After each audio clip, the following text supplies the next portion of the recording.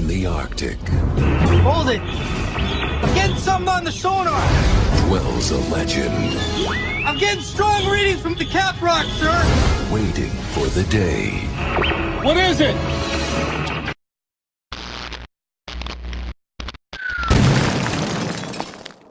Time to light it up.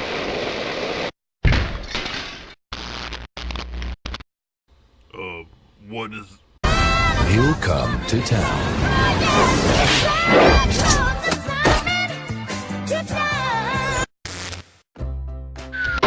Kill me now.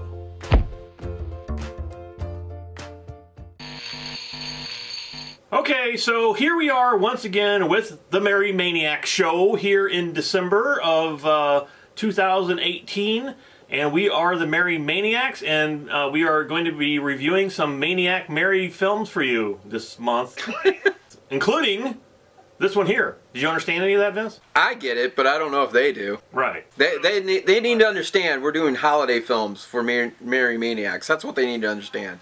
Just deal with it. It's going to be Christmas movies for Merry Maniacs, whether you like it or not. Yeah, so we're going to shove it in your face even if you don't like it. So be merry, damn it. So the next movie that we're doing here is part of a franchise that we're doing, and that is the Santa Claus films. And that's the... what's the name of this? It's not the Escape Clause, that's the third one.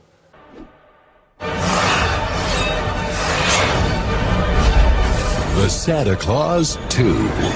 I think it just had a tagline. I don't think it actually... I think it was called the Santa Claus 2, but I think the tagline to it was the Mrs. Claus. I've got to get married? Yes, it's Mrs. Claus. That sounds good to me. Let's go with that. Yeah. All right, so yeah, again, I had never seen this movie. I saw the first one a long time ago, and I wasn't sure if I had saw this movie, but I didn't see this movie after starting to watch it. I was like, this is an all-new movie to me. It starts out right away with Christmas. It starts out in his Santa warehouse, in his North Pole, and I mean, the first 15, 20 minutes of this movie is all North Pole. It's all, you know, Santa Claus stuff. And I tell you the truth, when I started watching this, Vince was like, what did I do? Why did I buy all three of these?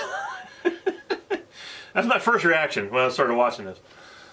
You did it because our fans are waiting to see what we want to do for Merry Maniacs and what we're going to do for... That's why you did it. Oh, yeah. For the fans. I forgot. Yeah.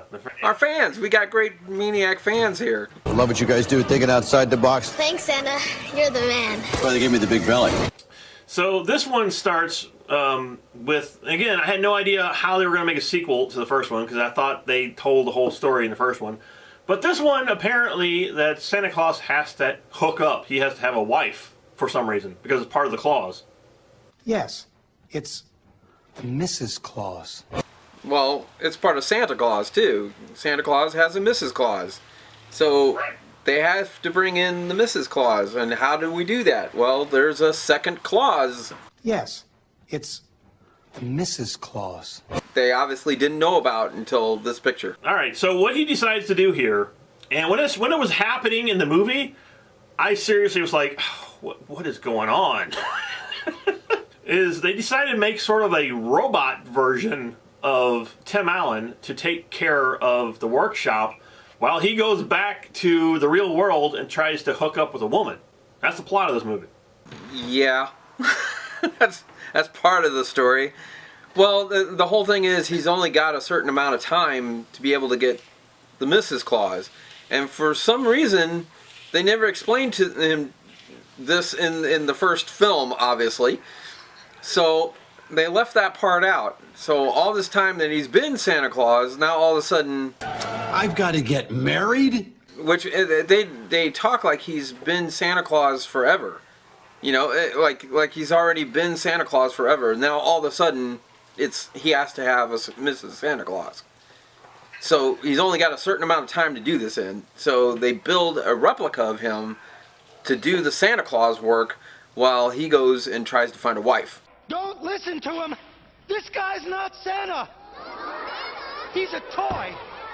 He has a rubber face and a plastic tushy! Oh, So yeah, that's the point where I was thinking to myself, what have I gotten myself into? I was like, what am I doing here? But actually, I'm going to be truthful here, Vince. But there's something about generic-looking people that are made out of plastic, people made out of foam, that I like. I like that look. I don't know what it is, but when they made the generic Santa Claus, he basically looked like he's supposed to be made out of plastic, but he's more foam, I guess, more rubber than he was anything else. And they sculpted his beard in, and he sculpted all this looks into it, and I thought he looked pretty cool. I actually did like that look to him. I thought, wow, that's kind of interesting. But there was one scene where he touched his beard, and the whole thing's like collapsed, like whoop, you know, because you can tell he's made out of rubber. Well, yeah, I remember that too. When they first did it, though, I looked at it and was like, sort of like you said, it was like, okay, why are they doing this? What is the point in doing this?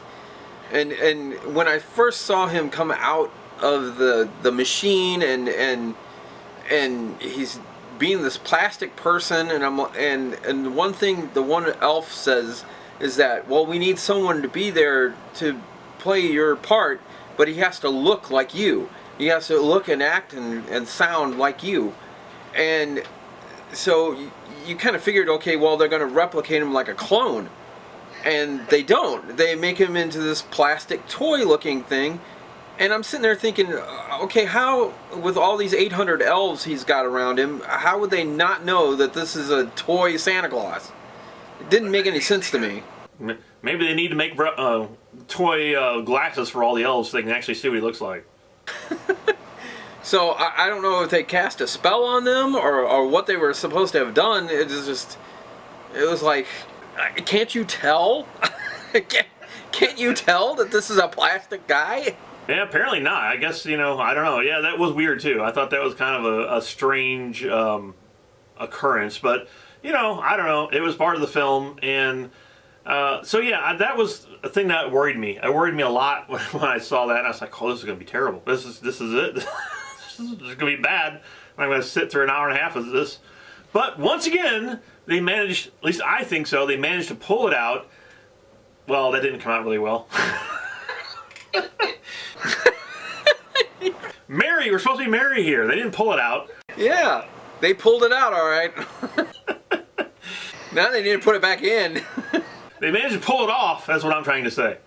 They pulled it off because once he goes back into himself and he de-Santa Claus himself and becomes Tim Allen again looking for a woman, all of that I loved. Again, once all that scene, the human element, they do such a great job of with this movie.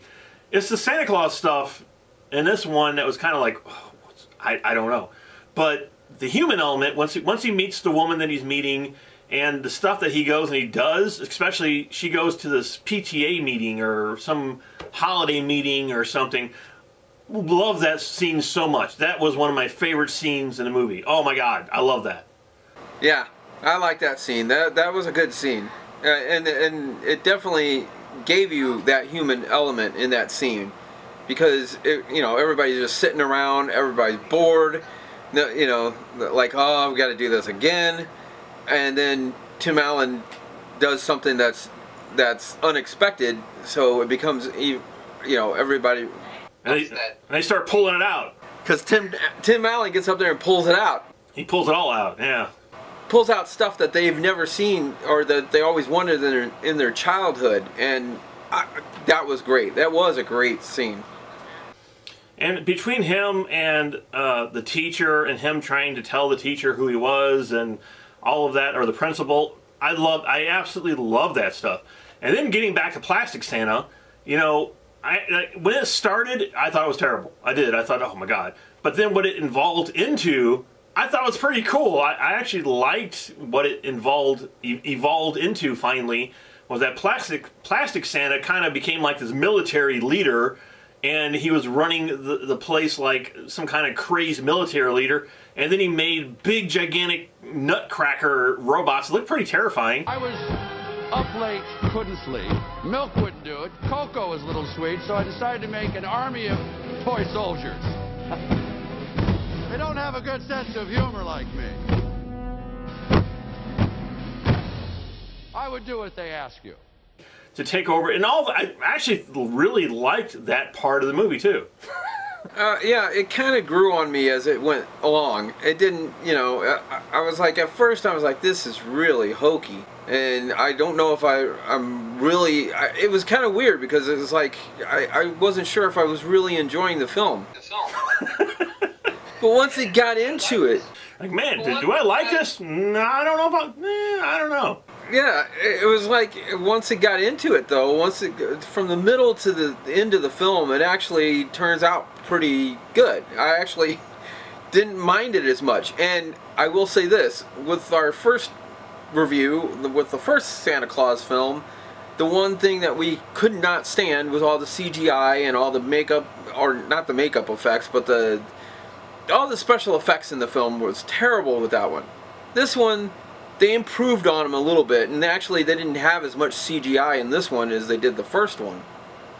And the makeup effects were actually even better in this movie than they were in the first film. And so are the reindeers. The reindeers who talk like, they sounded like tauntauns almost.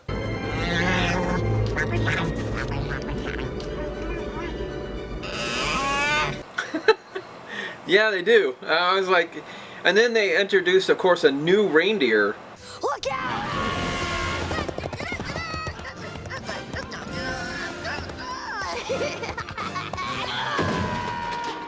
I don't know why. I mean, it was kind of if there was a really lame part to it, I guess it would have been that one, because it was like, okay, what's the real point in this? Because he doesn't really do much. It's just, he's like this doofy, wacky reindeer that just, because he's supposedly in training, and he can't fly right, and it's just, it's like, what's the purpose in this other reindeer character? It was like, I don't know. I guess just for comic relief in a comedy movie? I don't know. Yeah, I mean, I didn't really have a problem with him, but I like the reindeers because they did have more movement to them. They just weren't like stiff, standing in one place, not moving. They actually did move around a lot more, and they had more character to them. So I thought the reindeers, I think they were a little bit more cartoony looking in this one, but I liked them. I thought they was good. Yeah, and like I said, the animation or the special effects actually improved in this a little bit. But the CGI that they do have in it is still pretty terrible. It's not it's still not all that great. And you can still tell when they're using green screen and blue screen and wires. There's a part in there. Oh yeah, the whole Tooth Fairy thing. I almost forgot about that. And they introduced all the characters, Father Time and Tooth Fairy, or not Father Time. Yeah, Father Time. Oh yeah, he was. What's the other guy? The guy who was sleeping, Sandman, Mother Nature. It was interesting. Bring those characters in here. It was kind of interesting. Yeah, they had the Sandman played by Worf. Yeah. I could attach a tractor beam and adjust its heading. I think not, Mr. Worf. Michael Doran played the Sandman in here, and then and all the other holiday people that are featured in the film, the Tooth Fairy and all that. They're all different other comedians and stuff that we've all seen before playing bit parts. And again, that was goofy, but it worked sort of, just like the plastic Santa worked. It's like all this stuff that shouldn't work in the movie, that should be stupid and dumb. I don't know, I enjoyed it. It was weird. Like I said, I didn't know what I was watching, but I enjoyed it. I actually did enjoy it. Yeah. But the one, what I was getting at with Cupid, it was like they showed Cupid in that one scene, and then you don't see him the rest of the film. And for a movie that is all about him falling in love with, trying to find a Mrs. Claus, you think that Cupid would have been more involved in it? It was probably part of the clause, and he couldn't be involved. I thought, when they showed him, I thought, oh well, he's going to come in somewhere at the end, and that's how she's going to finally fall in love with him. Doesn't really do that, so. No, I'm glad it didn't do that, because I liked the way it turned out. He had to actually, fall in love with this person, not do it in a fake way. And the Tooth Fairy was, but he was okay. He played the character well. Yeah, I mean, he was all right for what he was. The Molinator. And the overall thing with this too is you have to remember here is it's a holiday film. So it's supposed to be fun and supposed to be goofy, and you know, it can't be taken too seriously because again, it's a holiday film. And most holiday films are made to make you feel good, you know, and get you in that holiday spirit. And I think this movie did. And weird enough is I started watching it and I just felt this pit, this sickness in my stomach, like.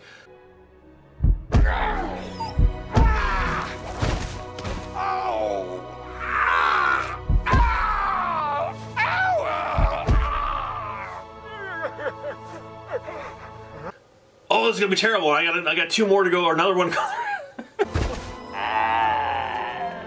Max! Help me! I'm feeling...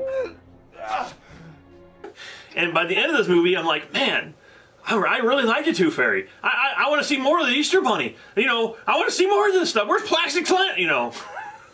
And I care! What is the deal? Wait! So they got me, man. So they did. They got me. That's all I can say. They got me. They pulled it out. Yeah, I was going to say... He pulled it out.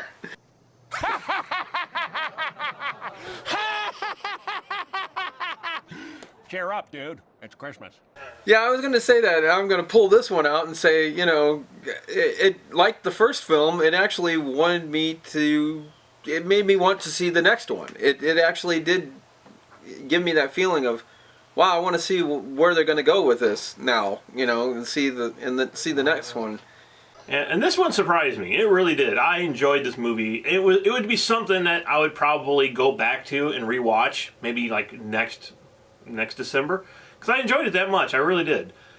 Weird. It's a weird movie, and I guess maybe that's why I liked it so much, because it's just freaking strange.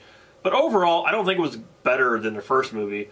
So I'm going to give the Santa Claus 2 that we titled Mrs. Claus, which I don't know the title of it, but I'm going to give it a 4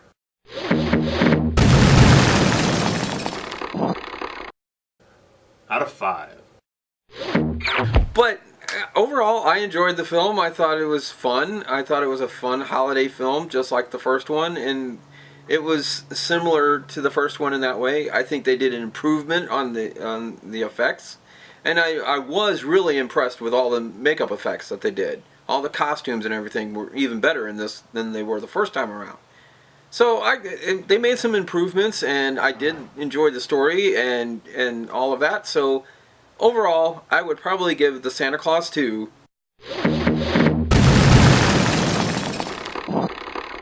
a 4 out of 5. Yeah, it's really surprised me, and it's a good holiday film. You know, it's what it is. It's a holiday movie. It's not gonna, you know, blow you away with the effects or anything. It's just a good old holiday fun movie. Is what it is. Yeah, and it's good. It's a good family film too. There's nothing really raunchy in it. There's nothing. You know, it's made for the kids and the family, and your whole family can sit down and enjoy the film and have fun with it. And it's weird enough that it excites David to where he has to pull it out. Yeah, I pulled it out. So he could pull it out every year. I'll drink to that. And we'll all drink to you guys, the Merry Maniacs, because you're going to come back and you're going to subscribe to us. You're going to get more people to subscribe to us, and you're going to do all that for us for Christmas, aren't you? Sure they are. Right. Sure they are. Sure. Because we've had a great... Sure, because we've had a great horror month. We had an awesome horror month. Now we're going to have a great Merry Maniacs, and you guys are going to join us all the way to the end of the year. And well, let me talk a little bit about the third film here. It has Martin Short in it. I hate Martin Short. I'm just going to put that out there. I hate the guy. I've never liked him on Saturday Night Live. I can't stand the guy. So, oh boy, that's going to be fun. He's going to pull out the Martin Short. I'm going to pull out...